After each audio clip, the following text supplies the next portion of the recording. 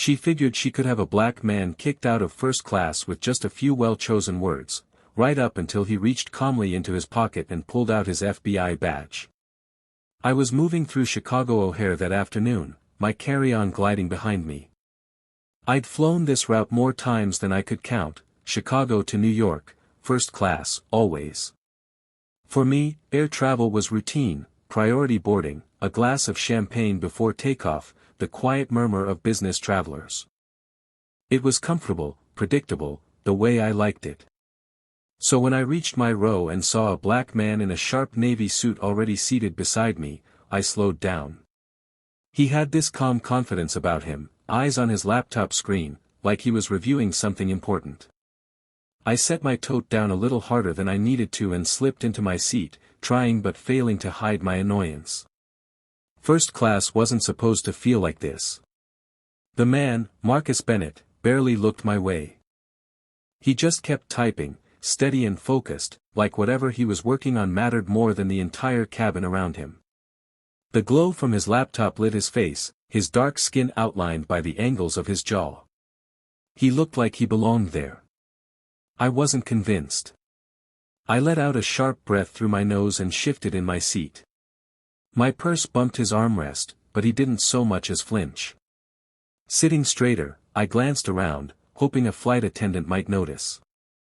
Then I leaned toward him, just enough to make my presence obvious. "Excuse me," I said in a polite but firm voice. "Are you sure you're in the right seat?" Without looking up, he said, "Yes." Just that. No extra explanation. I cleared my throat and looked around again. This time I caught the eye of a flight attendant. Her name tag read Jessica Miller, a young woman who was helping passengers a few rows up. I raised my hand slightly to signal her over. Marcus sighed, quiet but noticeable, as Jessica walked over wearing her practice professional smile. "Is everything okay, ma'am?" she asked. I gave a small laugh, pretending it was all light-hearted. "I think there's been a little mix-up. I'm pretty sure this gentleman is in the wrong seat." Jessica glanced at Marcus, who finally stopped typing and looked at her. His face was unreadable, but his eyes said something else, something I couldn't quite pin down. Jessica pulled out her tablet and scanned the passenger list. "Actually, Mr. Bennett is in the right place. You're in 2A, he's in 2B. I blinked and tightened my grip on the armrest. "That's odd," I said with a strained laugh. "Are you certain?" "I just assumed." "I'm certain, ma'am," Jessica said with a patient smile. My expression cracked for half a second before I forced it back into place. "Well, I guess mistakes happen." I turned toward the window, but inside I was boiling. Marcus went right back to his work. Jessica hesitated for just a moment, gave him a quick nod, and walked away. My fingers tapped against my knee. My breathing was shallow, eyes darting between Marcus and the flight crew. He wasn't reacting, wasn't explaining himself, wasn't playing into the little performance I expected. And that only fueled my irritation. I wasn't the kind of woman who let things slide. Sitting stiffly, arms folded tight, I told myself this wasn't right. I'd flown first class for decades and had never, not once, been in a situation like this. Marcus wasn't doing anything wrong, but that didn't matter to me. He didn't belong. The heat of frustration rose under my skin. I couldn't just sit there. My hand went up and pressed the call button. The soft chime sounded overhead, and a moment later Jessica appeared again, her smile still warm and professional. "Ma'am," she asked, "is there something else I can do for you?" I lowered my voice, carefully measured, ready to make my point. "I'd like to change seats," I said finally. Jessica blinked. "Oh. Are you uncomfortable? Is something wrong with the seat itself?" For a beat, I hesitated. Of course, I couldn't say what I was actually thinking. Instead, I leaned my head slightly toward Marcus and dropped my voice. I don't feel comfortable sitting here." My words came out slow and deliberate. Her smile faltered. I'm sorry to hear that, ma'am. If there's a mechanical issue with the seat, I can. No, it's not the seat, I cut her off with a sharp breath. I just prefer to sit somewhere else.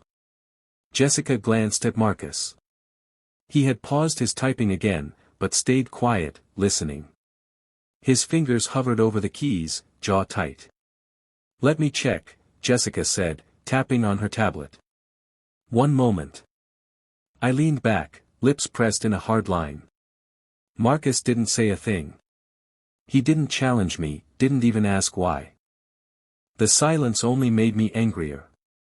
From a few rows up, a man in a blazer tilted his head, pretending to look at his phone but clearly listening. Across the aisle, a woman gave her husband a nudge. People were noticing. Jessica's fingers moved quickly across her screen. I'm afraid the flight is completely full today, she said after a moment. There aren't any open first-class seats. My stomach tightened. She added, I could check in economy, there may be a seat open there. Heat rushed to my face. Economy? As if I would ever. That's not going to work, I said, my voice catching. Jessica's smile didn't slip. In that case, I'll need you to remain in your assigned seat. I forced out a thin smile. I suppose I don't have a choice. She gave me a polite nod. Let me know if you need anything else. Then she walked away. But I barely noticed. My ears were ringing. Marcus still hadn't said a word. He simply turned back to his laptop and kept typing, as if I wasn't even there. That was it. That was his reaction. Pretend I didn't exist. My fists clenched. This wasn't over. I blew out a sharp breath and pressed the call button again. Jessica hesitated this time before coming back. Yes, ma'am. I sat straighter. I need to speak with someone in charge. Her face stayed neutral. I'm the lead flight attendant on this flight. Is there something I can help clarify? My voice hardened. I need to speak with the head crew member. Or the pilot. A low murmur spread through the cabin. Someone let out a quiet chuckle. Jessica's smile stayed fixed, but I could see the patience wearing thin. Ma'am, the pilot is preparing for takeoff and can't be disturbed. But I'm happy to help you. I pressed my lips together, jaw tight. Marcus didn't flinch. He didn't fidget. He sat there like a man who had played this game before. Dropping my voice, I said, I don't feel safe. That changed everything. Jessica's smile fell away. Her posture straightened, body tense. Marcus stopped typing altogether. Across the aisle, a man with a Bluetooth earpiece muttered, "Here we go again." Jessica leaned closer. "I'm sorry, ma'am. Can you explain what you mean by that?" I folded my hands neatly in my lap, tilting my head just so. "I just don't feel comfortable," I said softly. I hesitated, letting the silence suggest more than I actually said. "I think it would be better if someone else took this seat." That's when Marcus closed his laptop. For the first time, he looked me directly in the eye. And for just a second, a flicker of doubt passed through me. But I wasn't backing down. Not yet. I raised my voice just enough for others to hear. "I don't feel safe." The words hung in the air like a weight. Not loud, but pointed, meant to spark a reaction. Jessica froze beside me. Her eyes darted to Marcus, who now had his hands folded calmly on top of his laptop. His face was unreadable, his stare locked on me. I didn't break. Not yet. Jessica exhaled slowly. "Ma'am," she said carefully, "are you saying you feel threatened?" I tilted my head, giving the faintest shrug. "I'm not saying that. I just don't feel comfortable, that's all." Across the aisle, the man with the Bluetooth let out a scoff. "Unbelievable," he muttered. A few rows back, a young woman lifted her phone, pretending to text but clearly recording. Around me, passengers started whispering, heads turning in my direction. I could feel it, the shift. The mood in the cabin was changing, and it wasn't in my favor. But I wasn't about to give in. "This is a very simple request," I said, trying to sound polite. "If I'm uncomfortable, I should have the right to move. Isn't that fair?" Jessica's jaw tightened. "Ma'am, I already checked. There are no open seats in first class." My lips pressed together. "And in coach?" She hesitated. "There are 2 seats open in economy." I straightened. "Perfect. He can take one of them." A wave of murmurs spread through the cabin. Marcus drew in a slow breath, his fingers tapping once against his laptop before going still. He didn't argue. He didn't move. But he wasn't leaving either. Jessica blinked, as though repeating my words in her mind. Then her voice dropped, steady but firm. "Just to be clear, you're asking me to move this passenger to economy because you don't want to sit next to him?" I nodded once. "Yes." She inhaled through her nose. "That will not be happening." My head snapped up. "Excuse me." She folded her hands in front of her, tone sharp but calm. "Mr. Bennett has a first-class ticket, just like you. He is in his assigned seat. I cannot and will not move him." Heat rushed to my face. I could feel my grip on the situation slipping. Passengers were staring openly now, some whispering, some shaking their heads. The young woman with the phone was still recording. "This is ridiculous," I hissed. "I'm asking for the same courtesy anyone else would get if they felt uncomfortable." Jessica didn't flinch. "No, ma'am. You're asking me to take a paying passenger with a valid ticket and move him to economy for no reason. That's not an accommodation. That's discrimination." The cabin fell into sharp silence. Someone let out a low whistle. Marcus still hadn't moved.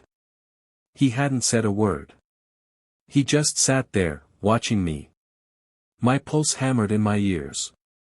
This wasn't how it was supposed to go. Jessica straightened her shoulders. "Ma'am, we're preparing for taxi. If you can't remain seated and follow crew instructions, I'll have to ask you to deplane." My stomach dropped. "What?" Her voice stayed professional, but there was no give in it. "You have 2 options. Stay in your assigned seat, quietly, or leave the plane. But Mr. Bennett will not be moving." A few passengers started clapping softly. Humiliation burned in my chest. This wasn't how things worked. I wasn't supposed to be the one getting scolded. I opened my mouth to argue. But before I could, Marcus reached into his pocket. He pulled out a leather case, flipped it open, and held it up. And just like that, the entire plane shifted. A gold FBI badge gleamed under the overhead lights. Gasps rippled through the cabin. A few people chuckled. The young woman with the phone zoomed in immediately. Marcus's voice was calm, smooth, unreadable. "Ma'am," he said, tilting his head just slightly, "would you like to file an official complaint? I can take your statement right now." My breath caught. I couldn't answer. He didn't blink, didn't move, just waited. And for the first time, I felt completely trapped. But this wasn't just about embarrassment anymore. This was bigger. The silence stretched thick across the cabin, his badge glinting in the light, impossible to ignore. The reality hit like a punch. Marcus wasn't just another passenger. He was federal law enforcement. My mouth went dry. My mind scrambled for an excuse, some kind of escape route. This wasn't supposed to happen. Not like this. Marcus didn't smirk, didn't gloat. He just held the badge steady, his eyes locked on me. "Would you like to file an official complaint, ma'am?" he repeated, voice even. The words hung in the air like a loaded gun. And all I could feel was the heat crawling up my neck. I tried to speak, but all that came out was a strangled, I.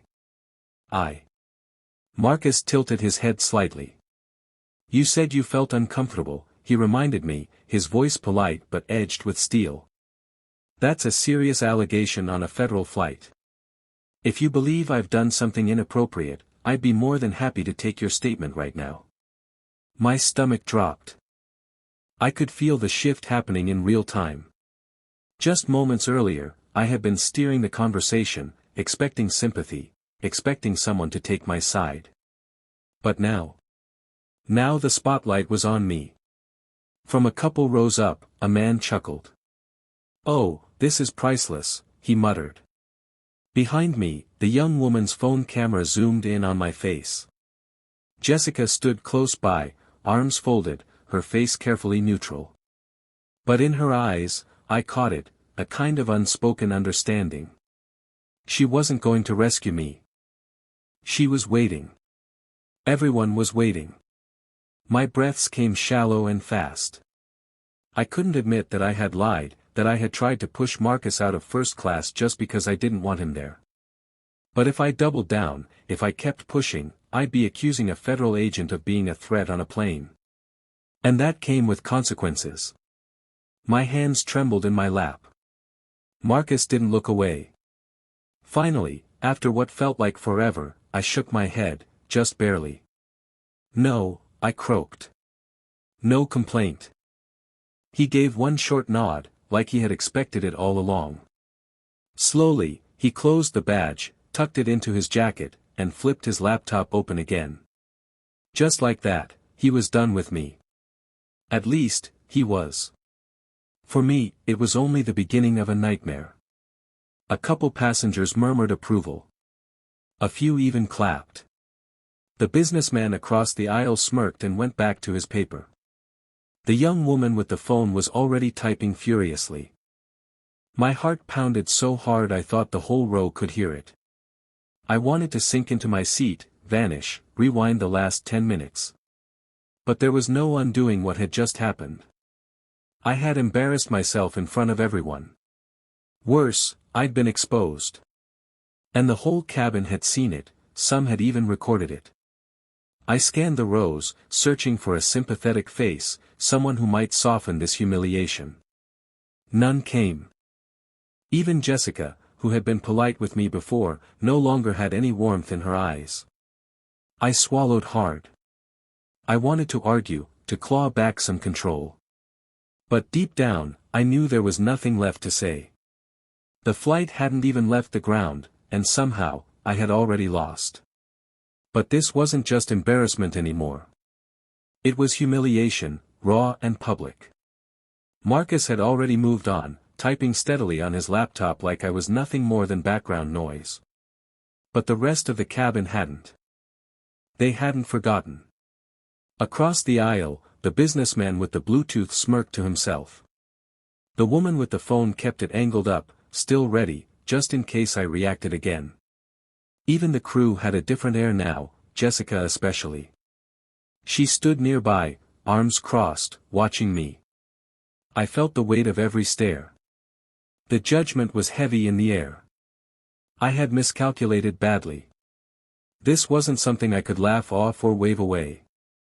I had tried to get an FBI agent thrown off his seat, on camera. The consequences were only starting to sink in. Jessica finally stepped closer, lowering her voice but not her authority.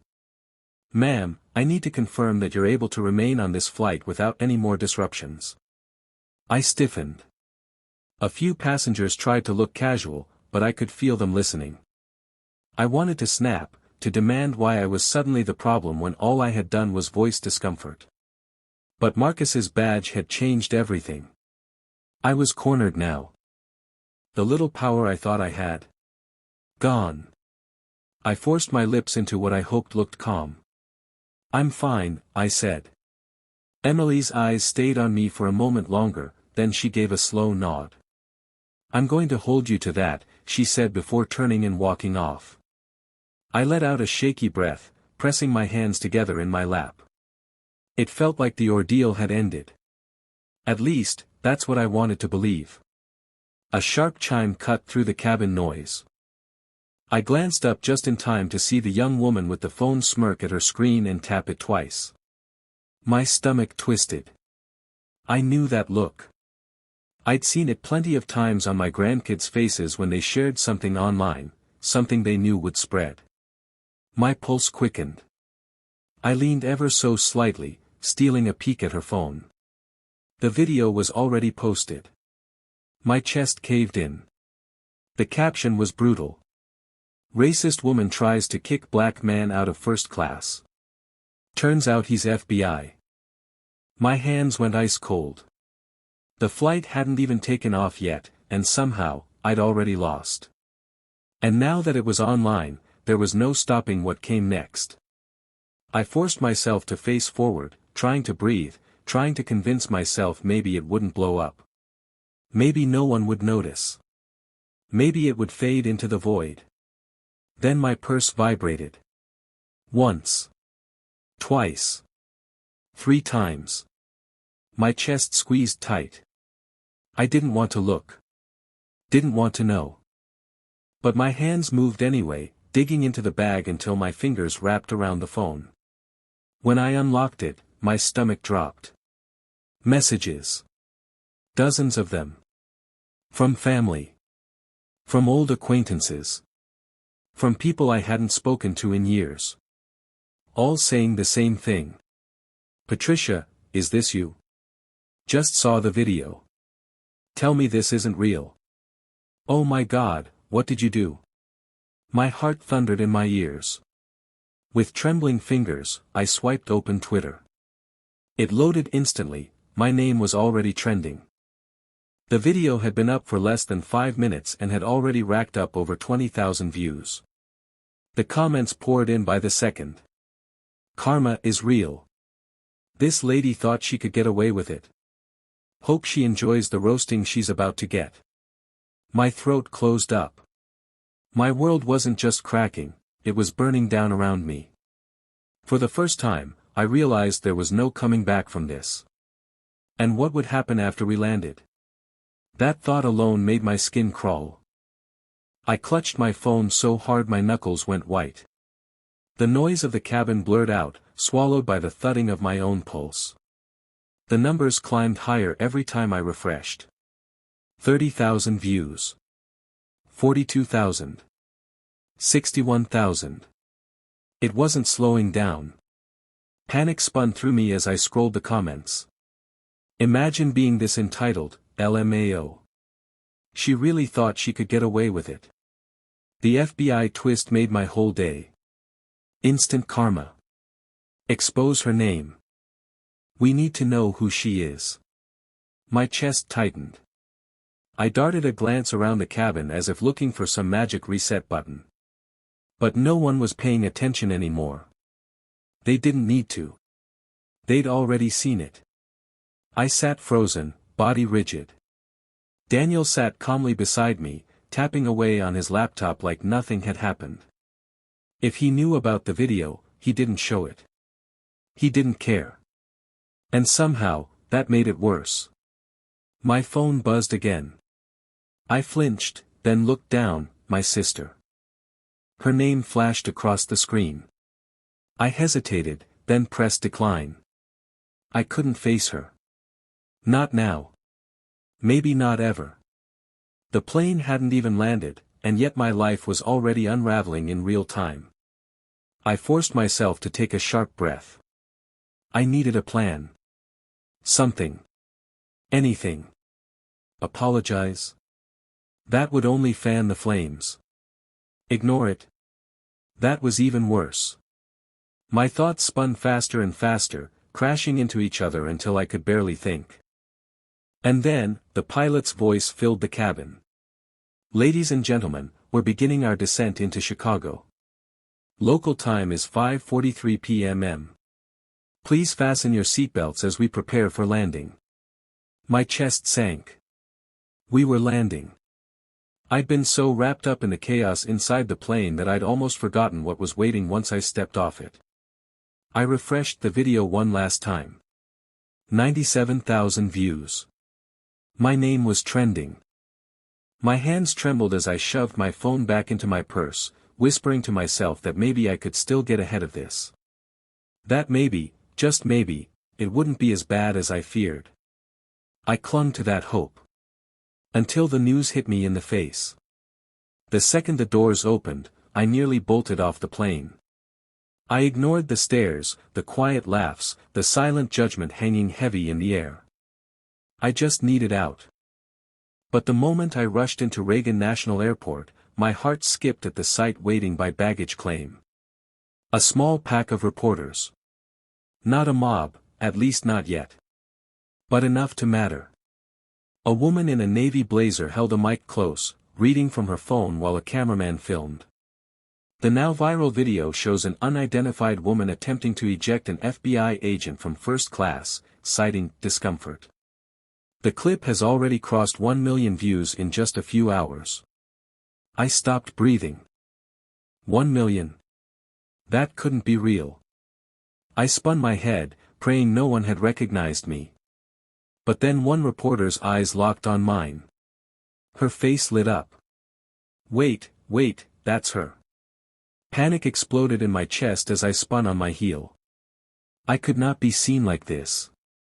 My heels cracked loudly against the tile as I rushed forward. I needed the exit. Now. But my purse buzzed violently. Texts, calls, notifications, relentless. There was no outrunning it. I shoved past a group of travelers, my breath shallow, my palms damp. I barely hit the curb when I heard it shouted behind me. "Mrs. Langford, do you have a response to the video?" I froze. I hadn't even realized my name was out yet. A cab slowed at the curb and I practically threw myself inside. "Go." I barked at the driver. "Now." He raised an eyebrow but pulled away without a word. I pressed both palms to my temples, eyes clamped shut. 1 million views. My stomach churned. I'd spent my entire life carefully curating my reputation. A polished image. A respected name. And in a single afternoon, it was destroyed. My phone buzzed again. An unfamiliar number. I stared at the screen, pulse hammering. Right before voicemail could grab it, I swiped to answer. "Hello." A pause. Then a clipped, stern voice. "Mrs. Langford, this is James Rollins, chairman of the Marston Foundation. I assume you're aware of the situation." My mouth went dry. I'd been a board member for years. A charity that prided itself on progress, inclusion, and ethical leadership. I already knew why he was calling. I swallowed. "James, we're going to need you to step down." He cut me off. Immediately. I stared blankly out the window. It wasn't a suggestion. It was a demand. My pulse thundered in my ears. But this is being taken out of context. "The board disagrees," he said flatly. "Final. We'll release a public statement by morning. We expect your resignation before then." A sharp beep. Call ended. I lowered the phone slowly. My career, gone. My reputation, ruined. And the cruelest part? No one wanted to hear my side. They'd seen the clip. And the clip was all that mattered. A shaky breath escaped me. This wasn't something I could spin. This wasn't bad luck. This was me. And now I had to live with it. Meanwhile, Daniel Stokes hadn't spared me another thought. By now, he was probably already in some meeting. Completely unaffected. His life untouched. Because for him, this was just another Tuesday.